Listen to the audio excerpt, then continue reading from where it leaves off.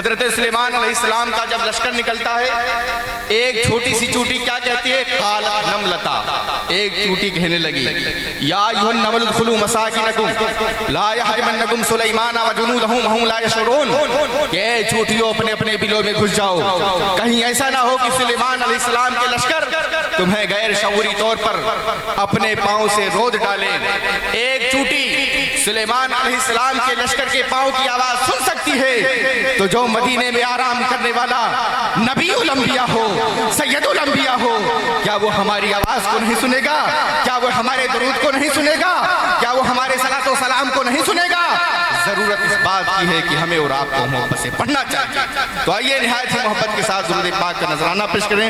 بڑے بابا آواز بلند اللہم صلی علی سیدنا مولانا محمد وعلی آلہ وبارک وسلم، صلو علیہ صلاۃ و سلام علیک یا رسول اللہ صلی اللہ تعالی علیہ وسلم۔ عزیزان محترم، آج ہم اپنے اسلاف، اپنے پوروجوں کے، بزرگان دین کے عرس کو منانے کے لیے ان کی تقریبات میں اور ایسے اجلاس میں اکٹھا ہوئے ہیں۔ آخر وجہ کیا ہے؟ اتنے سال گزر جانے کے باوجود بھی ان اولیاء کرام کی تاریخ کو یاد کیا جاتا ہے، ان کی تعلیمات کو یاد کیا جاتا ہے، تو عزیزان محترم پتہ چلتا ہے کہ کفر کے کھنڈرات میں اور ظلم کے ماحول میں مذہب اسلام کو گلشن میں تبدیل کرنے کا کام اگر کسی نے کیا ہے تو یہ اتنا بڑا بیڑا کسی نے اٹھایا ہے تو انہی اولیاء کرام نے اٹھایا ہے، یہ اللہ کے بندوں نے اٹھایا ہے، جنہیں کبھی پاگل کہا گیا، جنہیں کبھی مجنون کہا گیا، جنہیں کبھی دیوانہ کہا گیا۔ ایسے ماحول میں اگر مذہب اسلام کی نشر و اشاعت کا کام کسی نے کیا ہے تو انہی اولیاء کرام نے کیا ہے۔ اور عزیزان محترم، ان کی عظمتوں کا اندازہ احادیث مبارکہ سے پتہ چلتا ہے، کتنی عظمتیں ہیں عزیزان محترم ان کے بارے میں احادیث مبارکہ میں آئی ہے۔ عزیزان محترم، اگر آپ اگر دین اسلام کا مطالعہ کریں تو پتہ چلے گا جو لوگ قانون اسلام کے دھجیاں اڑاتے ہیں ان کے بارے میں اتنی سخت وعیدیں اور تاکیدیں نہیں آئی ہیں، جو لوگ قرآن کریم کے آیتوں کا انکار کرتے ہیں ان کے بارے میں اتنی سخت وعیدیں اور تاکیدیں نہیں آئی ہیں، لیکن جو لوگ اولیاء کرام سے دشمنی رکھتے ہیں، ان کے خلاف ہوتے ہیں، ان کے لیے اپنے دل میں کینہ اور بغض رکھتے ہیں، اللہ تبارک و تعالیٰ کہتا ہے کہ ان کے لیے میرا کھلا ہوا اعلان جنگ ہے۔ کیوں؟ کیونکہ یہ میرے دوست اور میرے بندے۔ تو اولیاء کرام کا وہ مقام اور مرتبہ ہے عزیزان محترم جسے چند منٹوں میں بیان نہیں کیا جا سکتا۔ اولیاء کرام نے ہمیں اور آپ کو جو سکھایا ہے وہ محبت سکھائی ہے، وہ ایمانداری سکھائی ہے، وہ دیانتداری سکھائی ہے۔ انہی اولیاء کرام کے مزاروں پر ہر مذہب کے لوگ، ہر ذات پات کے لوگ، ہر دھرم کے ماننے والے بغیر کسی بھید بھاؤ کے آتے ہیں عزیزان محترم، اور بڑی عقیدت کے ساتھ حاضری دیتے ہیں، پھول چڑھاتے ہیں۔ یورپ کا ایک سیاح ہندوستان آتا ہے، یہاں کی طرز زندگی کو دیکھتا ہے، یہاں کی معاشرت کو دیکھتا ہے، تاریخی جگہوں کا مشاہدہ کرتا ہے۔ جب یہاں سے چلا جاتا ہے تو یورپ میں اس کے دوستوں نے پوچھا تم نے ہندوستان کی فضا کو دیکھا ہے، وہاں کی طرز زندگی کو دیکھا ہے، تاریخی عمارتوں کا مشاہدہ کیا ہے، بتاؤ تمہیں کون سی بات عجیب سی لگتی ہے؟ وہ سیاح کہتا ہے میں نے ہندوستان کا مشاہدہ کیا ہے، تاریخی عمارتوں کو دیکھا ہے، جگہ جگہ کو دیکھا ہے، کھان پان کو دیکھا ہے، لیکن مجھے سب سے بڑی عجیب بات یہ لگی جب میں اجمیر شریف گیا تو پتا چلا وہاں ایک بزرگ اپنے قبر میں لیٹے ہوئے ہیں اور ان کی بارگاہ میں پھول ڈالنے کے لیے لوگ لائن کی قطاروں میں کھڑے ہوئے ہیں۔ پتا چلا کہ سینکڑوں سال گزر چکے ہیں، وہ اس دنیا سے چلا گیا ہے، لیکن آج بھی ہر مذہب کے لوگ، آج بھی ہر ذات کے لوگ، آج بھی ہر مسلک کے ماننے والے لوگ، آج بھی کسی بھید بھاؤ کے دنیا کے تمام انسان کے لوگ ان کی بارگاہ میں حاضر ہوتے ہیں۔ آج بھی سینکڑوں سال گزر جانے کے بعد وہ لوگوں کے دلوں پر حکومت کرتا ہے۔ یہ مقام کون دیتا ہے؟ یہ اللہ تعالیٰ دیتا ہے۔ یہ کس لیے دیتا ہے؟ کیونکہ وہ دین مصطفیٰ کے لیے فنا ہو چکے ہیں اور اللہ تعالیٰ نے انہیں پکڑ کر ہمیشہ کے لیے آباد ہو گئے عزیزان محترم۔ اس لیے ضرورت اس بات کی ہے کہ اولیاء کرام کی جو تعلیمات ہے، ہمارے اسلاف کی جو تعلیمات ہے، ہمارے پروجوں کی جو تعلیمات ہے عزیزان محترم، اسے زندہ رکھا جائے، اسے یاد کیا جائے عزیزان محترم۔ کیا ہے ہمارے اولیاء کرام کی تعلیمات؟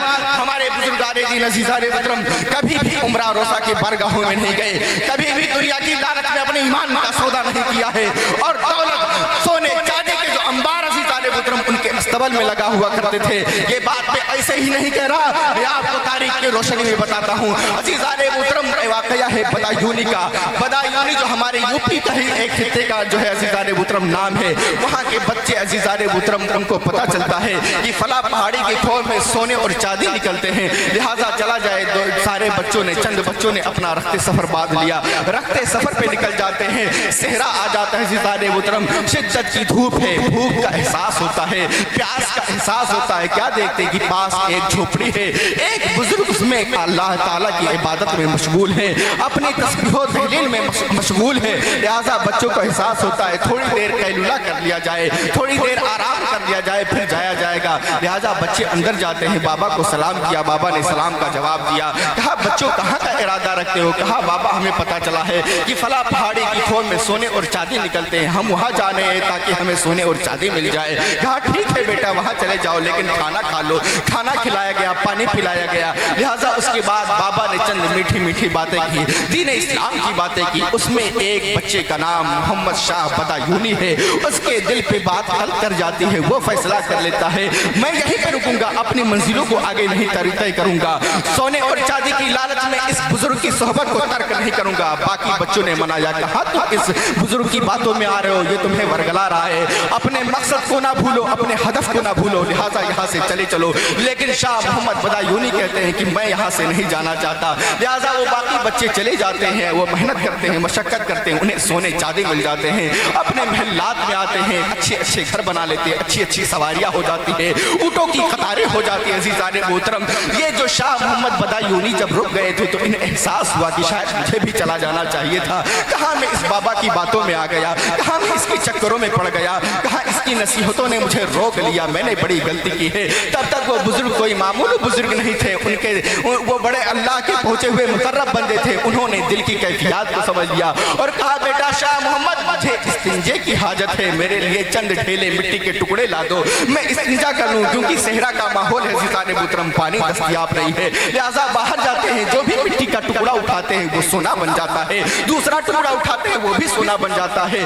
जो लिहाजा क्या जो है फिर जो है पत्थरों के टुकड़े को उठाते हैं तो वो चांदी बन जाता है। इसी तरह की कैफियत चलती रहती है। बाबा ने इस्तिंजे से फरागत हासिल कर ली। कहा क्या हुआ बेटा शाह मोहम्मद तुम्हें कोई ढेला नहीं मिला? कहा हजरत अजीब बात है, जो भी मिट्टी का टुकड़ा उठाता हूँ सोना बन जाता है, जो भी पहाड़ का टुकड़ा उठाता हूँ चांदी बन जाता है। कहा बेटा वही ले आते उसी से इस्तिंजा कर लेता। कहा हजरत इतने मसले का तो मुझे भी पता है कि सोने और चांदी से इस्तिंजा नहीं होता। तब तक उस बुजुर्ग ने फरमाया बेटा जिस चीज से इस्तिंजा तक नहीं होता है तुम उसकी तलब में इतनी दूर जा रहे थे।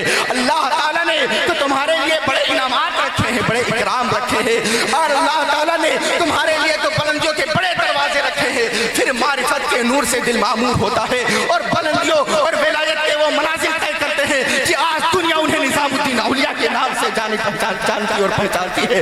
और वो बाबा झोपड़े में रहने वाला कोई और शख्स नहीं, हजरत बाबा फरीदुद्दीन गंज शकर रहमतुल्लाह ताला हुआ करते थे। अल्लाह ताला ने वो मर्तबा मकाम दिया है उन औलियाए किराम को। और हजरत निजामुद्दीन औलियाए किराम ने अपने दरवाजे पर लिखा कर रख दिया था किसी बादशाह को निजामुद्दीन की बारगाह में हाजिरी की इजाजत न होगी। वजह यह है कि ये दुनिया परस्त होते हैं, ये माल परस्त होते हैं, गरीबों के लिए इनके दिल में कोई दर्द नहीं होता है। लिहाजा दिल्ली के बादशाह ने कहा आप मुझे मना कैसे कर सकते हैं, मैं बगैर बताए आपके घर पे आ जाऊंगा।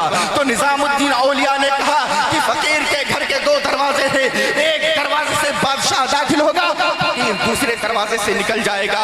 लिहाजा ऐसा ही हुआ, जैसे ही बादशाह एक दरवाजे से दाखिल होता है हजरत निजामुद्दीन औलिया दूसरे दरवाजे से निकल जाते हैं। अज़ीज़ाने मोहतरम जब बादशाह घर के अंदर जाता है और अस्तबल में आके जाता है तो देखता है सोने चांदी के अंबार वहां पर लगे पड़े हैं और अस्तबल में सोने चांदी पड़े हुए हैं। अज़ीज़ाने मोहतरम आप अंदाजा करें दिल्ली का असल बादशाह कौन है? निजामुद्दीन औलिया है, वो बादशाह है जो निजामुद्दीन औलिया की बारगाह में एक हाजिरी का शर्फ चाहता है। लेकिन ये अल्लाह के इतने मुकर्रब और महबूब बंदे होते हैं कि उमरा और रौसा और दुनिया की लालच से बड़े दूर होते हैं और निज़ाम मुस्तफ़ा की बात करते हैं, पैगाम मुस्तफ़ा की बात करते हैं। अज़ीज़ाने मोहतरम आज भी अगर हिंदुस्तान में मज़हब इस्लाम चमकेगा, इस्लाम की नशोनुमा होगी तो इन्हीं औलियाए किराम की तालीम से होगी, इन्हीं औलियाए किराम के किरदार से होगी। आज तक किसी वली ने, आज तक किसी صوفیہ کامل نے کسی بھی انسان کو واجب القتل نہیں کہا ہے، کسی کو گمراہ نہیں کہا ہے، کسی کو کافر نہیں کہا ہے۔